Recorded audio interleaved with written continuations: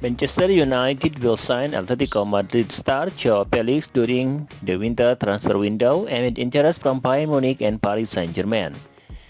The Red Devils have been long-term admirers of the Portuguese star, and they were first interested in signing him during his development year at Benfica. The club also found an ambitious €130 million bid for his service last summer, but they now have the opportunity to sign him for €100 million at the start of 2023.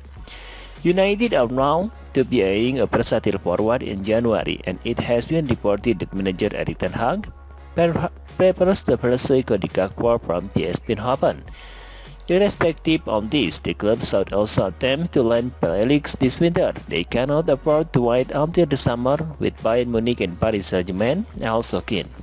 Similar to United, Bayern had a €100 million bid peg per Felix in the summer, and the German champion could return for him at the end of the campaign. The Bundesliga giant recently signed Sadio Mane from Liverpool, but there is still room for a market striker in their ranks, having opted against replacing Robert Lewandowski. Meanwhile, Paris Saint-Germain faced uncertainty over Lionel Messi's future.